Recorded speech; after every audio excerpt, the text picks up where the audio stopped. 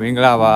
ဒီနေ့ကတော့ကျွန်တော်တို့ဒုတိယရက်မြောက် Interligan မှာဖြစ်ပါတယ်ဒီနေ့ကတော့ကျွန်တော်တို့ Top of Europe ကိုသွားမှာဖြစ်ပါတယ်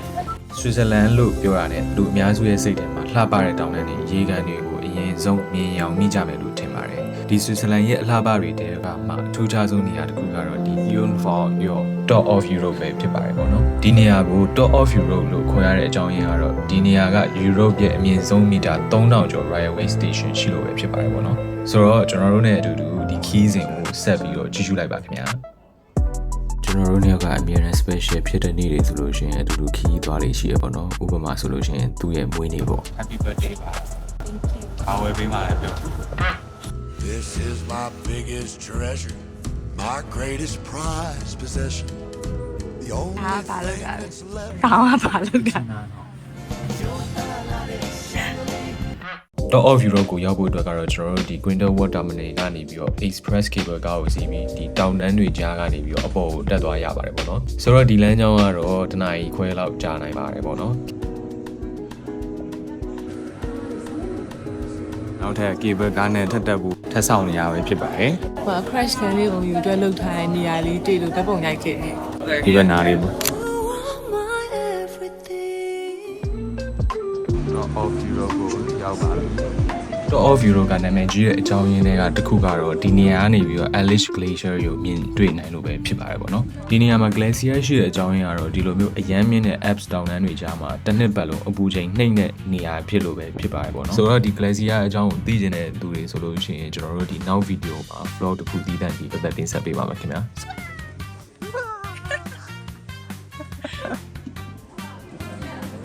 ဒီကောင်က normal size chocolate ပေါ့နော်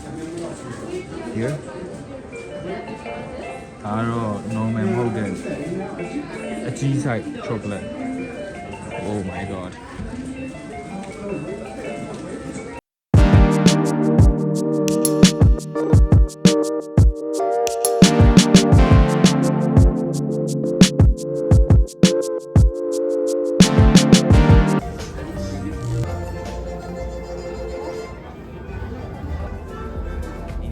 Alpine Sand Station လို့ခေါ်တဲ့ exhibition area လေးရှိပါတယ်ပေါ့နော်။ဆိုတော့ဒီ exhibition ထဲမှာ Unfor ရဲ့နှစ်တရာကျော် history ကို multimedia experience ပုံစံနဲ့ကြည့်ရှုနိုင်တော့ဒီ railway ကိုတောင်တန်းတွေကြားမှာဘယ်လိုမျိုးတည်ဆောက်ခဲ့လဲဆိုတာကိုလည်းလေ့လာနိုင်ပါတယ်ပေါ့နော်။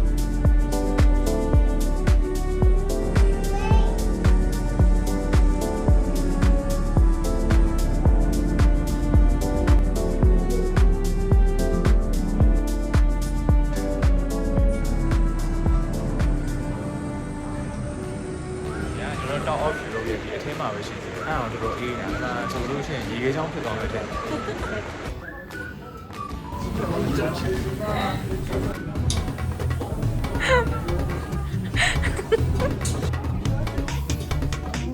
ပူလိုက်တာ The coldest palace in Europe. You're my Asian melon. Yeah, I can feel it right now.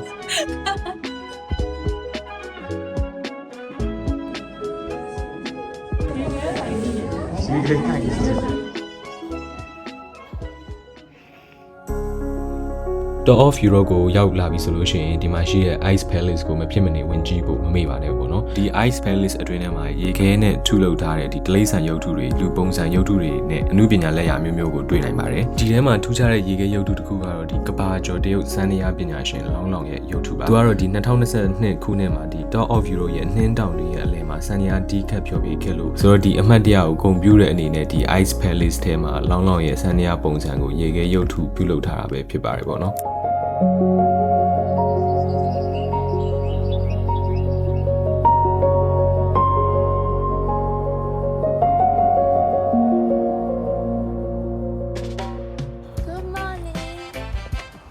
ညရောကျွန်တော်တို့ check out ထွက်ပြီးတော့crash planning ကိုယူရဖီးအောင်သွားမှာဖြစ်ပါတယ် အခုတကယ်ချင်းတွေကိုအရင်နှုတ်ဆက်လိုက်အောင်မယ်တကယ်ချင်းတွေ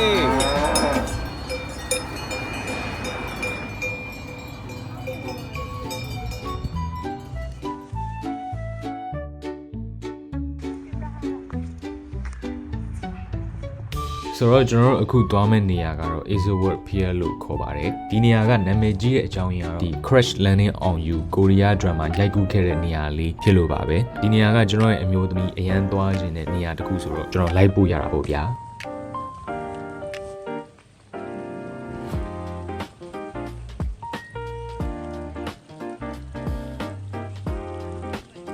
ဆိုတော့ဒီမှာတော့ကျွန်တော်တို့ Crash Landing on You ဆိုတဲ့ဒီဓာတ်ပုံရိုက်တဲ့နေရာမှာပဲဖြစ်ပါတယ်ဒီမှာဝင်ဖို့အတွက်တခါဝင်လို့ရှိရင်ဝင်ချင်း5ချက်ပါအဲဒါဆိုလို့ရှိရင်လူတွေလူပြီးတော့ရိုက်ကြမလို့တော့ဒီနေရာကတော့တကယ်ကိုအရန်လှပါတယ်သူကရေကန်ကလည်းကြီးနေပြီးတော့တောင်တန်းတွေဝင်းရံထားတာအကြောင်းတကယ်ကိုအရန်လှပတဲ့နေရာဖြစ်ပါတယ်ပေါ့နော်ဆိုတော့ကျွန်တော်တို့ညောင်လည်းဗီဒီယိုတွေလည်းရိုက်ခဲ့လိုက်ပါတယ်ခင်ဗျာ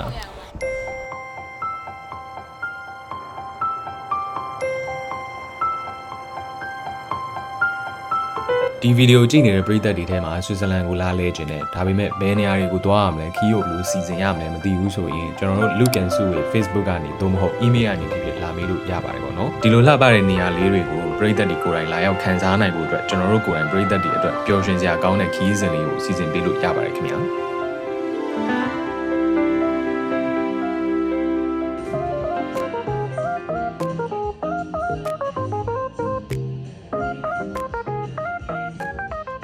ဆိုတော့ကျွန်တော်တို့ Interlaken ကိုရောက်တဲ့အချိန်ကလည်းညနေလောက်ဖြစ်ပြီဆိုတော့ကျွန်တော်တို့ဒီမြို့နားမှာတစ်ချက်လောက်ကျွန်တော်တို့ဘာတွေရှိလဲဆိုတာကိုတွားကြည့်လိုက်ပါဦးမယ်ခင်ဗျာ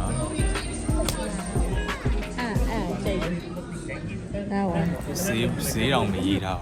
ဘူးမရေးထားရင်တော့နည်းနည်းကြောက်ဖို့ကောင်းတယ်ခေါ်ခြင်းတလို့ခေါ်မှာပေးခြင်းတလို့ပေးလိုက်တော့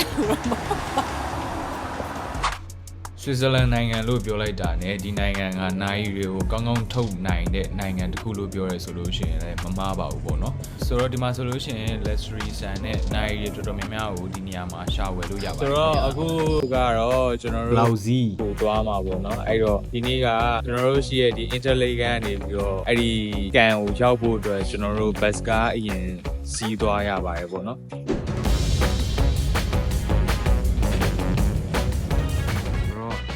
အခု